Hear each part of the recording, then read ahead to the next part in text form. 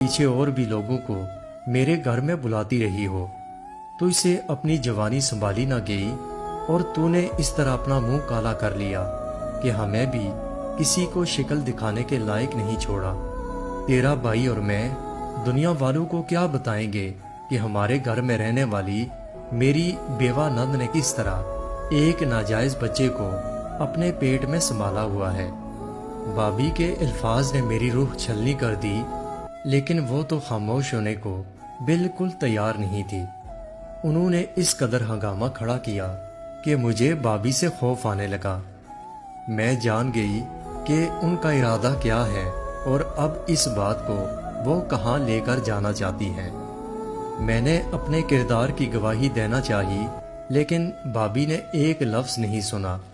جب شام کو بھائی گھر آئے تو بھابھی نے انہیں بڑھا چڑھا کر یہ بات سنائی کہ میرا کئی لڑکوں سے چکر تھا اور یہ اسی کا نتیجہ ہے۔ بھابھی نے بھائی کے کانوں میں پہلے ہی اس قدر میرے خلاف زہر گھول دیا تھا کہ بنا سچ جانے اور میری بات سنے بھائی نے مجھے بد کردار کہہ دیا، اور پھر بھابھی نے موقع کا بھرپور فائدہ اٹھایا۔ مجھے بھائی اور بھابھی نے دھکے مار کر گھر سے باہر نکال دیا۔ میں چیختی رہی، روتی رہی کہ میں ایک بیوہ عورت ہوں، میں کیسے حاملہ ہو سکتی ہوں، لیکن میری بات سننے والا کوئی نہیں تھا۔ سچ کہتے ہیں کہ ماں باپ مر جائیں تو عورت کا میکا ختم ہو جاتا ہے۔ میرے ماں باپ نہیں تھے، اس لیے میرا کوئی گھر نہیں تھا۔ جس طرح شام کو اندھیرے میں بھابھی نے مجھے گھر سے باہر نکالا تھا، میں بے آسرا ہو کر انہی کی دہلیز پر بیٹھ گئی۔ میں جاتی بھی تو کہاں جاتی؟ میں سوچنے لگی کہ کاش اس دن میں نے بھابھی کی بات مان لی ہوتی اور وہ مانگنے والی گھر میں نہ آتی تو میرے ساتھ اتنا برا نہ ہوتا۔ کیا ایسا ممکن ہو سکتا تھا کہ اس مانگنے والی کی دعا کی وجہ سے میں حاملہ ہو جاتی؟ مجھے وہاں روتے ہوئے کافی ٹائم گزر گیا۔ پھر میری بھابھی کا بھائی ان سے ملنے کے لیے چلا آیا۔ وہ 40 سال کا ایک مرد تھا جس کی بیوی اسے چھوڑ کر جا چکی تھی۔ وہ مجھے بالکل بھی پسند نہیں تھا، کیونکہ وہ جب بھی بھائی کے گھر آتا تو مجھے سر سے پاؤں تک ہر وقت گھورتا رہتا۔ میں یہ بات بھائی کو بتانا چاہتی تھی، مگر بھابھی کے ڈر سے انہیں کچھ نہیں بتایا۔ مجھے دروازے پر بیٹھا دیکھ کر وہ حیران ہوا اور پوچھنے لگا، خیریت تو ہے؟ کیا ہوا؟ اب میں ایک غیر مرد کو اپنی کہانی کیا سناتی کہ میرے اپنوں نے ہی میرے دامن کو داغدار کر دیا ہے۔ بغیر کسی غلطی کے مجھے قصوروار ٹھہرا کر سزا بھی سنا دی گئی۔ مجھے بھابھی کے الزام کا اتنا دکھ نہیں تھا جتنا بھائی کے یقین کر لینے کا تھا۔ میرا بھائی تو میرے کردار کو بہت اچھی طرح جانتا تھا، پھر بھی اس نے میری بات سننے کی کوشش کیوں نہیں کی؟ میں تو اس کے گھر میں نوکرانی بن کر رہ رہی تھی۔ اسی بات نے مجھے بہت دکھ دیا۔ میں زاروں قطار رونے لگی، کیونکہ میں مزید اس دہلیز پر اور نہیں بیٹھ سکتی تھی۔ رات کا اندھیرا گہرا ہونے لگا اور مجھے بہت خوف ہونے لگا۔ بھابھی کا بھائی میرے پاس بیٹھ گیا اور کہنے لگا، آپ پریشان نہ ہوں، میری بہن دل کی بری نہیں، بس کبھی کبھار غصہ ہو جاتی ہے۔ اصل میں اس کی اولاد نہیں، اور اس بات نے اسے بہت چڑچڑا بنا دیا ہے۔ 2 دن کے بعد خود ہی ٹھیک ہو جائے گی۔ آپ میرے ساتھ میرے گھر چلیں، وہاں میری ماں موجود ہیں۔ بھابھی کے بھائی کی بات سن کر مجھے کچھ امید ہوئی کہ کم سے کم کوئی سہارا تو مل گیا۔ بھابھی کا بھائی اچھا تو نہیں تھا، لیکن بھابھی کی ماں واقعی ایک اچھی عورت تھی۔ انہوں نے کبھی مجھ سے کوئی ضد نہیں کی۔ وہ جب بھی ہمارے گھر آتی تو بہت محبت سے پیش آتی، مجھے بیٹیوں کی طرح پیار کرتی اور میرے لیے خوب دعائیں کرتی۔ ان کا خیال آتے ہی میں اس کے ساتھ اس کے گھر جانے کے لیے راضی ہو گئی۔ مگر مجھے کیا خبر تھی کہ بھابھی کا بھائی بھی انہی کی طرح مکار اور چلاک ہے۔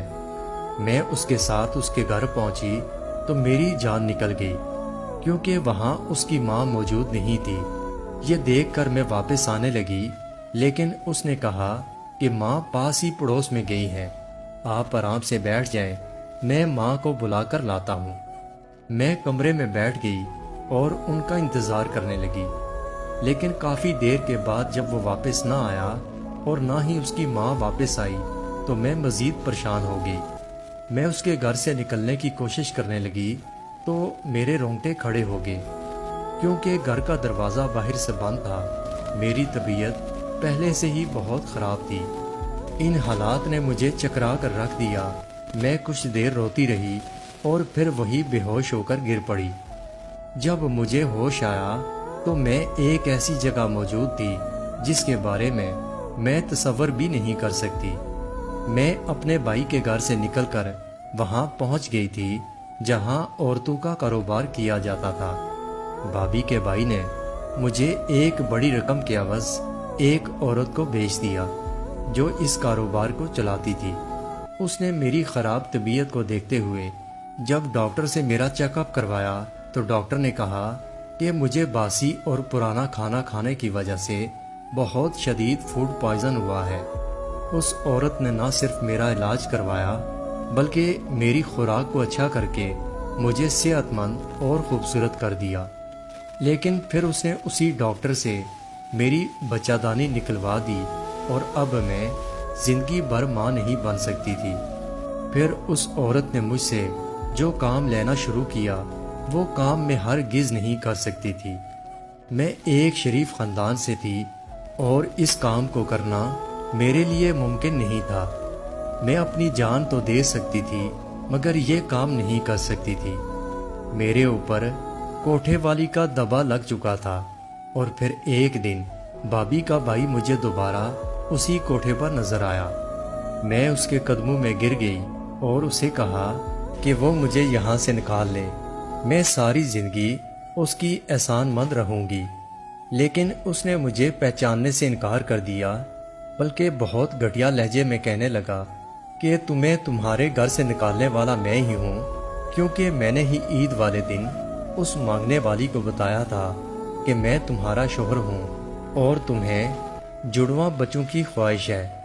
وہ میرے گھر جا کر تمہیں جڑواں بچوں کی دعا دے آئے۔ میں نے اس مانگنے والی کو یہ کام کرنے کے پیسے دیے۔ میں اپنی بہن کے دل میں شک ڈالنا چاہتا تھا کیونکہ مجھے پتا تھا وہ تم سے نفرت کرتی ہے، اور جب اس مانگنے والی نے تمہیں جڑواں بچوں کی دعا دی تو میری بہن نے یہ بات سن لی۔ پھر میں نے اپنی بہن کے دل میں یہ بات ڈال دی کہ اس مانگنے والی نے کچھ سوچ کر یہ دعا دی ہوگی، اس نے ضرور کچھ ایسا دیکھا ہوگا جو غلط ہوگا۔ میں نے اپنی بہن کی نظروں میں تمہیں بدکردار ثابت کر دیا اور میری بہن نے میری بات کا اعتبار کر لیا۔ بھابھی کے بھائی نے بہت ہوشیاری سے میری زندگی کو آگ میں جھونک دیا۔ میں جانتی تھی کہ یہ دنیا بہت خراب ہے اور یہاں اپنے ہی ایسا دھوکہ دیتے ہیں جن کا ہم تصور بھی نہیں کر سکتے۔ وہ یہ کہنے کے بعد وہاں سے چلا گیا اور پھر ایک دن جب ایک بڑی عمر کا مرد مجھے نوچنے کے لیے میرے قریب آیا تو میں نے بنا سوچے سمجھے کمرے کی کھڑکی سے چھلانگ لگا دی، اس لیے میں نے بھاگنا شروع کر دیا۔ بھاگتے ہوئے میں ایک گاڑی سے ٹکرا کر وہی بے ہوش ہو گئی۔ جب مجھے ہوش آیا تو میں ہسپتال میں موجود تھی۔ میرے پیر کی ہڈی پوری طرح ٹوٹ چکی تھی۔ جس گاڑی سے میری ٹکر ہوئی انہوں نے میرا بھرپور علاج کروایا، لیکن میرا پیر پہلے کی طرح ٹھیک نہیں ہو سکا۔ میں بیساکھیوں کے سہارے چل سکتی تھی۔ ان لوگوں نے میری کہانی سننے کے بعد مجھے اپنے ہی بنگلے میں نوکرانی کے طور پر رکھ لیا۔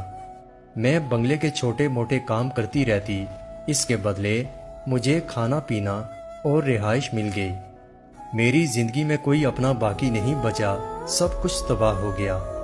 لیکن اب میرے احساس کے رشتے جڑ گئے تھے اور وہ مالک کے بچوں کے ساتھ تھے۔ میں پچھلے 10 سال سے ان کے بنگلے پر کام کر رہی ہوں۔ میں نے مالک کے بچوں کو اپنی آنکھوں کے سامنے بڑے ہوتے دیکھا ہے۔ وہ لوگ مجھ سے بہت محبت کرتے ہیں اور میری عزت بھی کرتے ہیں۔ میں نے انہیں اپنی اولاد کی طرح پالا ہے۔ ماں باپ اور شوہر کے بعد اگر عورت کا کوئی صاحبان ہوتا ہے تو وہ اس کے بھائی ہوتے ہیں۔